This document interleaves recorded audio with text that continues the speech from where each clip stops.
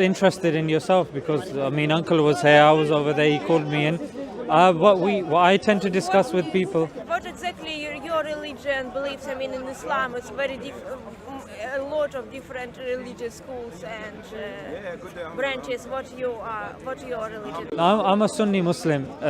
When it comes to Islam, primarily, regardless of whatever sect you are, all the sects, so whatever you've had, all of them believe in the Quran. You don't have to explain me this basic. No, that's what I'm saying. You know, when you say that there's so many different sects, what's interesting is that whatever sect it is, all the sects believe that there's one God, that Muhammad is the final messenger. They believe that the day of judgment, they believe in doing pilgrimage, in giving obligatory charity. They believe that prophets have come. We have to believe in Jesus, Moses, David. And all of the prophets and Mary. That is like. Yeah, we accept Mary. We have a chapter on Mary as well. In Quran, chapter. Yeah. Only chapters that named in female name. I know it. Yeah. So what you were saying was, maybe I misunderstood. I thought that maybe you were alluding to the fact that just because that maybe we have different views pertaining basic doctrine. Yeah. Because like as I know, it's 4 different religious schools in Sunnism.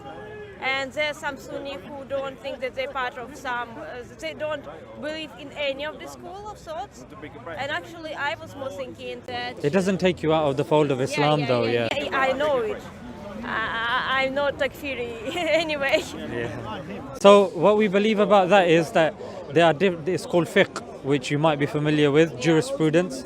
So there's different schools of jurisprudence. However, that's to do with how one worships, and they are actually not even major differences. For example, all of the 4 schools of thought say when you're praying, you stand, you bow, you prostrate, and there are 5 prayers. There's no differences about that. The differences will be minor. It will be like you fold your arms here, or you fold them up here, or you fold them down here. It's just specifics. It doesn't mean that a person is excommunicated from Islam. But also, like, when it comes to, I mean, you're Christian, right? No. You're not a Christian. I thought you said you're not an atheist. No. You're agnostic? Yes, in some kind, but it's complicated. I have dissociative identity disorder, so several personalities because of split of childhood, of severe abuse and trauma. And because of that, like, it's religious a little bit complicated question for me. Okay. Does it depend on which current personality that's like here? Yeah. So the personality that I'm currently speaking to, what personality does that believe in? I'm not sure because I couldn't prove that I'm not sleeping, for example, now, or that I'm not living in the matrix. I could be sure that this world is real and stuff like this. But I have a lot of experience in Islam, and Islam is like close to me, but I couldn't be absolutely sure. So I'm not like discommunicate from Islam. I just couldn't be like 100% believing. Okay, that's a good position to start from. So what is lacking? I was extremely more radical in my past. Right. I would say like this. Okay, so fantastic progress has been made. How many personalities out of interest would you say that you have? Several of them. Like how many personalities I have, I don't know. Maybe like 10, 20. I'm not sure. Right. Near 20. In the middle of the conversation, is it possible that another personality will come, or can we maintain one personality in the conversation? It's more likely more one personality in the conversation. It's very rare for people who have DID to switch during the conversation. More often it happens when person have several personalities, something triggering another personality and switch happened, but it's not happen very often. Okay. And by the way, there's some misunderstanding about it around religion as well. Yes, but of not course. just about it. For example, in religion, I noticed that many people who are very religious that believe that it's because of the devil, because of shaitan, something like this. But actually, it's like a natural mechanism that it's like the result of PTSD that happened in childhood. And if you read the latest studies on DID, or for example, when like it's neurodiversity, it's not something supernatural because some child experienced trauma in childhood and after that the child couldn't manage with it. Like when you experience something scary, you could forget about it for a moment. Like it will be difficult to you to remember this trauma in this moment in the future. Yeah. But there's one study that I would recommend you to take some time and look into. It's a study by somebody called Justin Barrett. So what Justin Barrett did, I think it was over a few years. He looked over, I think about 20 countries, over 20 countries. He analyzed over a good few years about the belief in God of people when they are young. And he concluded that we are born with an innate disposition of believing in a God. So this is something that's ingrained within us, irrespective of our experiences.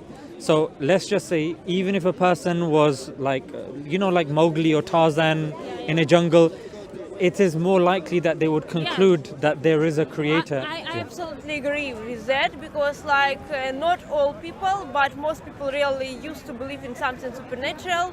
Some people like in one God, some people what you would say, like some people are mushriks, what you would say in Islam, yeah.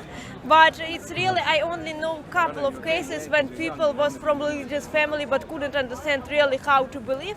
And actually it's neurodivergent people as well. It's some autistic people that I know. Right. I'm autistic as well, but I'm not like this. I have a very, very bad experience with really, because I was very religious fundamentalist first in Christianity than in Islam. And now I try to be very careful not to go there again. But anyway, I'm more skeptical. But anyway, yeah, I noticed that many people really used to believe in something supernatural. And moreover, I came from post-Soviet Union countries, and I noticed that even in Soviet Union there was propaganda of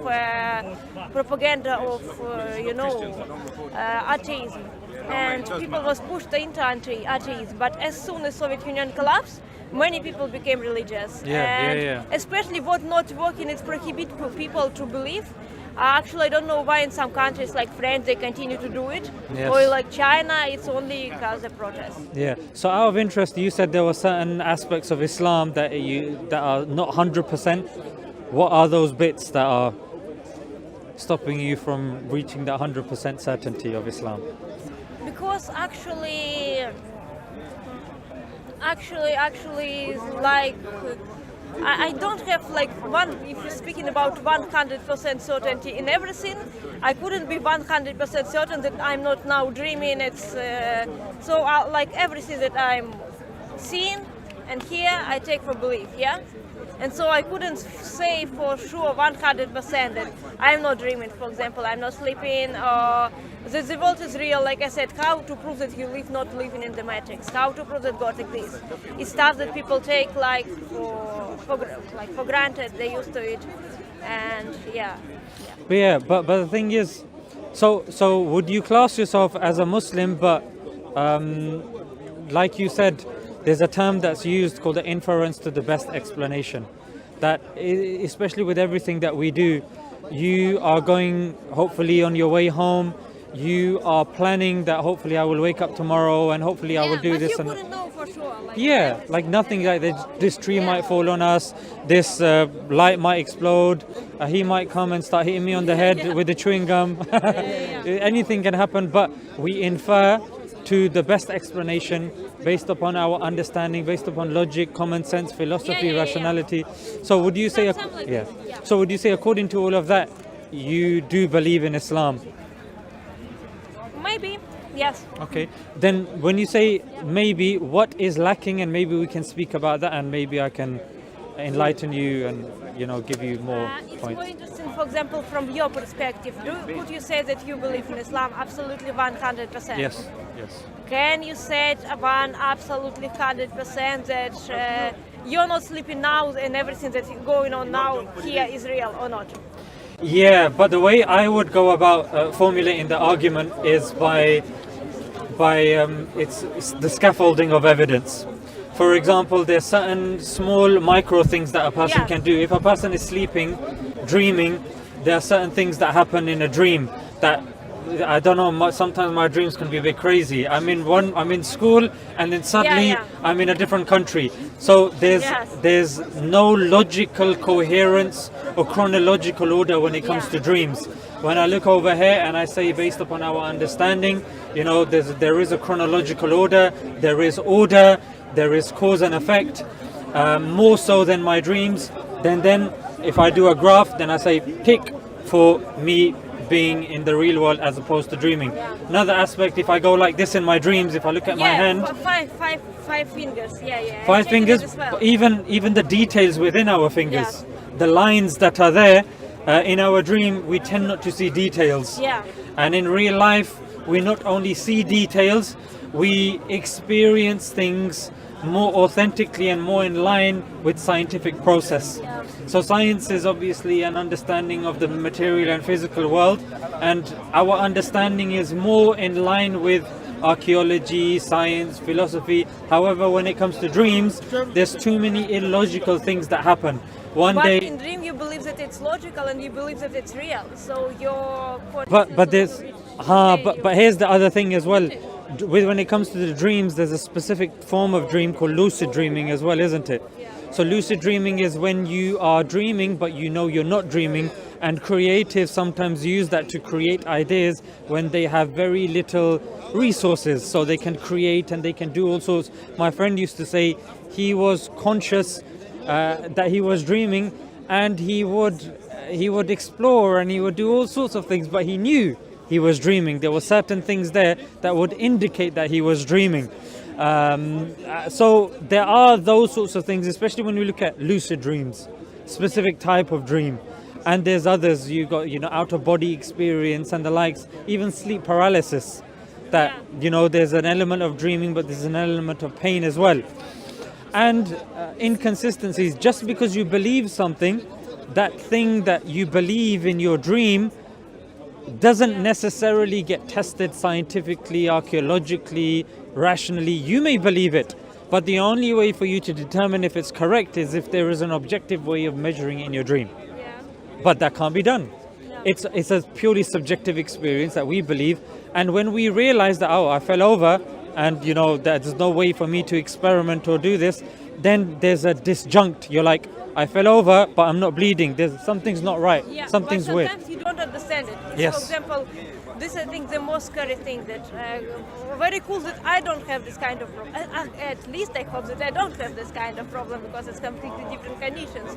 But even people who have hallucination, I never have hallucination in my life.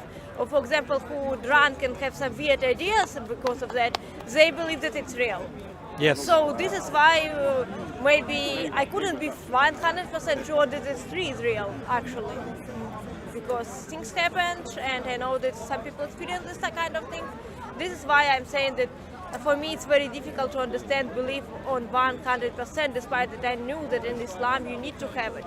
So you could, I think many people couldn't have it by 100%. They could be hope that they will have it one day, or they will say that, okay, it's my way of thinking and the God will understand because He knows everyone and everything, and created all this different way of thinking as well. Yeah. But I don't know, sometimes I envy it, and sometimes I just was confused by people who have 100% sure in something. Yeah, so here's the thing. Let's just say you were dreaming, and in the dream something happens that you're unsure of. The methodological way of us analyzing that is inconsistent. You may believe it to be real, that's completely subjective, but for you to verify that, eventually your dream would fall apart and you would know that you're dreaming. In the real world, however, notice with dreaming, it's synonymous with then I woke up, then I woke up, or then I realized. However, there's enough experience, cross experience from other people that we've met, from observations, from different fields of exploration like science, archaeology, that we can say that this world is indeed real, is indeed accurate, from even from your unconscious way of doing things. you never would think that, you know what, I'm crossing the road. I don't know if the car is real, it's not real. Sometimes I'm thinking, but it's more for me like just tricks of mine. Yeah, but the fact that you still wait for the car to cross. Yes. Do you see? Yeah. So that means that in your heart of hearts, intuitively, you realize and you understand that I do, but on the outside, maybe some of my understanding may be lacking, but you don't go about living your life believing. Better to check in it. Sorry? Better to check in it. On the other hand, on the side, you could think that the door is open despite that you remember closing it. But just that in this condition, that you have this anxiety and thinking the door is open. But isn't the fact that you go to sleep, isn't that fact that you're going to sleep indicating that you're not asleep? No, sometimes I have these dreams when I wake up several times and go to sleep. So Inception, yes, no. Inception of dreams, yeah? Yes. Okay. Yes. By Yeah, the way, that's tricky. By So- the way, how yeah. you decided to do all of this? I mean, to speak about Islam, to be in Dawah, all this stuff. How you started? Because when I was young,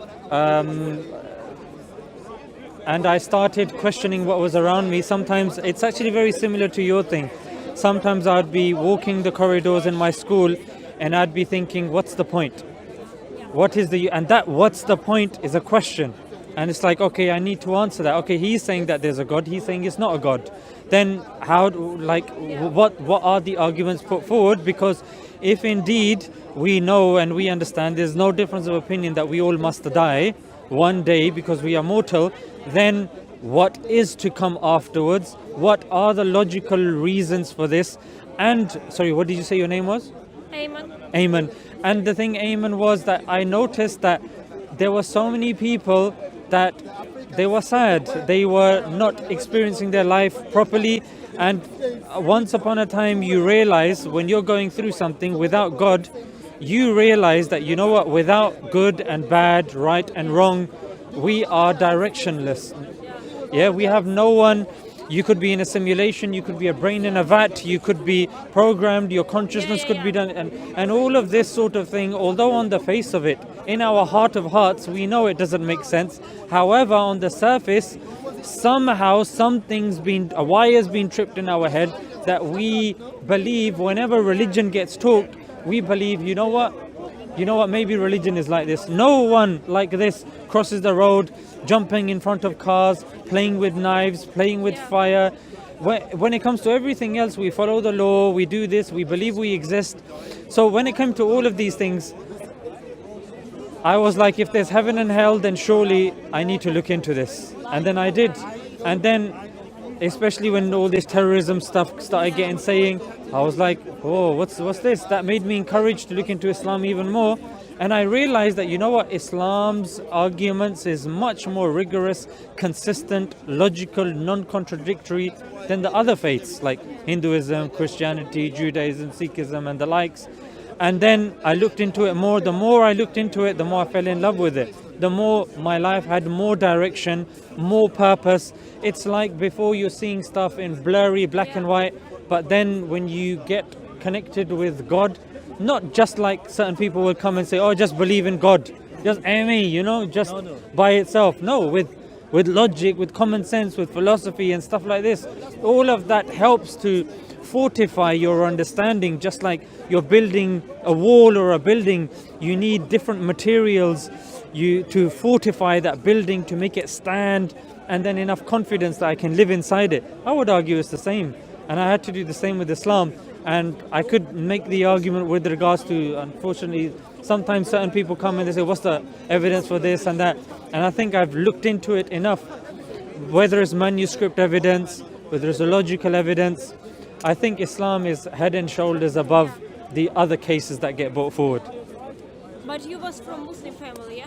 I was born in a Muslim family, but I wasn't practicing. You wasn't in childhood you wasn't interested in, or? Yeah, there was no reason. I was just interested in playing, having fun, eating ice cream, sweets, that sort of stuff. When I started getting older, I was in secondary school, 9/11 happened, then people asked me questions. Why do you pray? And I didn't look into it too much. I just did the stuff. Because parents made you, yeah, basically. They didn't. I was born in that household. It was optional for me. They didn't force me. They didn't. It was my mum used to do this. If I pray, she would tell me to pray. But then it was, if I had to do it, I would do it. And if I didn't, I didn't. Like it wasn't there. But it's only when I started looking into it and I understood that there is backing behind this, and it's actually more substantial than I initially thought. And these people asking me questions, these are good questions. Why haven't I looked into it? It gave me more of a motivation to look into it.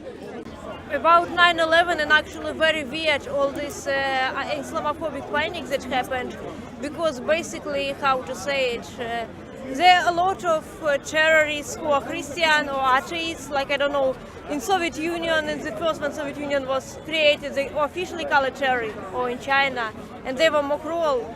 And no one saying like atheist terrorism, for example, or Christian. Yes. Okay, I know, but by definition of terrorism, they need to be not state, but they was not state. But again, yeah, of course, yeah, okay, they were saying that it's atheist terrorism, but they forgot it 100 years later. Yeah. This is weird. And even now, it's a lot of ideological stuff that's doing from like ideological violence. Yes. They're doing from different positions. Some Nazis, socialists, who is Christian doing stuff, bad stuff. Some atheists.